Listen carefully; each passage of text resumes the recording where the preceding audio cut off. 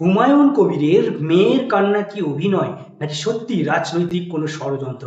আজ সেই পর্দা ফাঁস করব। হঠাৎ করে পুলিশ বলতে আজকে আসেনি। মোবাইলটা ঢুকেছে। পুলিশ আজকে আসেনি, এর আগে অনেক কবার এসেছিল। এসে কদিন ফটো তুলে নিয়ে গেছে বাড়ির জায়গা টায়গা মাপেছে, আমাদেরকে কোনো কিছু বলেনি, জাস্ট করেছে, আমরা সিসিটিভির মধ্যে দিয়ে দেখেছি। তারপরে হঠাৎ একদিন এসে পুলিশ নোটিশ দেয়, এটা আমরা ঠিক বুঝতে পারি না, তো বলে আমাদের লয়ারের সাথে কন্ট্যাক্ট করতে। লয়ারের সাথে কন্ট্যাক্ট করার পর জানা যায় যে হ্যাঁ ট্যাক্স অনেক কিছু প্রবলেম উনি বলেন, তো সেটার জন্য আমরা লয়ারের সাথে কন্ট্যাক্টও করা হয়। তো আজকে তারপরে আবার কিছু কেসও লড়া হয় আমাদের হাইকোর্টে। তো লড়ার পরে এখন আবার কালকে পরশু দিন এসেছিলো, তো বললো যে বাড়িতে নাকি নোটিশ আসবে। তো ব্যাপারটা হচ্ছে আমার শ্বশুরমশাই বিজনেসম্যান, হাজব্যান্ডও আমার শ্বশুরমশাইয়ের বিজনেসই দেখে, আলাদা করে কিছু করেন না। আমি হচ্ছি নাজমা সুলতানা, হুমায়ুন কবিরের মেয়ে, যেটা এখন তৃণমূলের প্রাক্তন পার্টিতে ছিল এখন। তো হ্যাঁ, রানিং বিধায়ক, হ্যাঁ।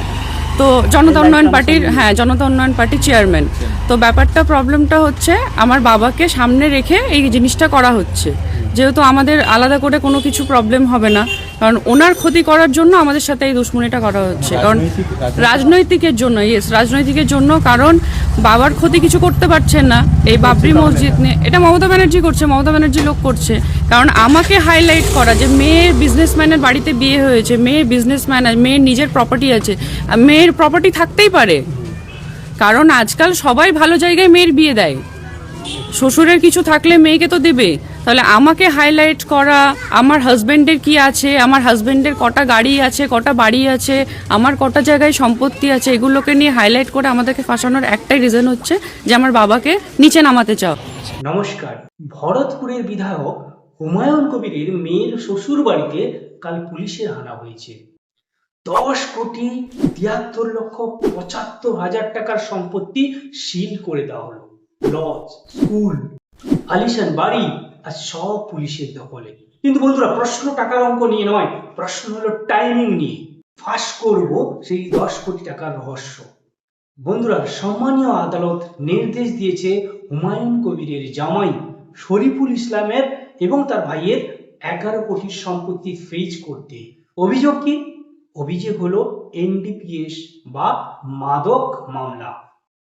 একবার শুধু ভাবুন, মুর্শিদাবাদের সীমান্তবর্তী এলাকায় যদি সত্যি মাদকের কোটি কোটি টাকার কারবার চলে, তবে আমাদের যুব সমাজের ভবিষ্যৎ কোথায়? কিন্তু এখানে একটা বড় কিন্তুও আছে। হুমায়ুন কবিরের মেয়ে সংবাদ মাধ্যমের সামনে এসে হাউ হাউ করে কাঁদছেন। তিনি বললেন এটা তার বাবার উপর রাজনৈতিক কোনো প্রতিহিংসা। তিনি সরাসরি অভিযোগ করেছেন মমতা বন্দ্যোপাধ্যায়ের পুলিশ তার বাবাকে জব্দ করতে না পেরে জামাইয়ের পরিবারকে টার্গেট করছে। আপনার কি মনে হয়, মেয়ের এই কান্না কি স্রেফ অভিনয় নাকি সত্যি কোনো পরিবারের উপর অন্যায় নেমে এলো? কমেন্ট করে অবশ্যই জানাবেন। সবচেয়ে বড় বিশ্লেষণ যেটা হলো, এই মামলাটা কি গতকালের না এটা কোনো পুরনো মামলা? তবে এতদিন পুলিশ কেন পদক্ষেপ নেয়নি? ঠিক যখনই হুমায়ুন কবির তৃণমূল ছেড়ে জনতা উন্নয়ন পার্টি গড়লেন, ঠিক যখনই আবার মুর্শিদাবাদের 14টি আসনে নিজের দাপট দেখাতে শুরু করলেন, ঠিক তখনই কেন এই 11 কোটির ফাইল খোলা হলো? এটা কি বাংলার রাজনীতির ট্র্যাডিশন যে যারা বিদ্রোহী হবে তাদের বাড়িতেই পুলিশ যাবে? মানুষের আদালত কি এটা মেনে নেবে? এবার আছে আসল সত্যিতে। একদিকে আমাদের ভারত সীমান্তে বিএসএফ এর কড়াকড়ি ড্রাগস পাচার আটকাচ্ছে, আবার অন্যদিকে বাংলার ভিতরে যদি এইভাবে 11 কোটি টাকার সম্পত্তির পাহাড় তৈরি হয়, তবে তার শেকড় কত দূর? পুলিশ বলছে তথ্য প্রমাণ আছে, আর পরিবার বলছে এটা ষড়যন্ত্র। যদি শরীফুল ইসলাম দোষী হয় তবে তার কঠোর অবশ্যই সাজা হওয়া উচিত, কিন্তু হুমায়ুন কবিরকে দমানোর জন্য যদি পরিবারকে বলি দেওয়া হয়, তবে মনে রাখবেন মুর্শিদাবাদের মানুষও কিন্তু চুপ থাকবে না। আপনারা কি চান এই 11 কোটির রহস্য উদ্ঘাটন হোক, নাকি ভাবছেন এটাও সারদা মামলার মতো ধামাচাপা পড়ে যাবে?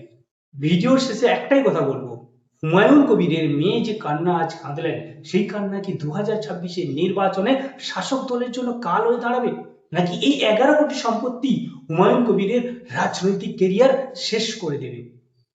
আপনারা ভিডিওটি শেয়ার করুন যাতে সরকারের কাছে এই প্রশ্ন পৌঁছায়, আর অবশ্যই এই ধরনের খবর পেতে চ্যানেলটি সাবস্ক্রাইব করতে ভুলবেন না। ধন্যবাদ। পাশে থাকুন, সতর্ক থাকুন।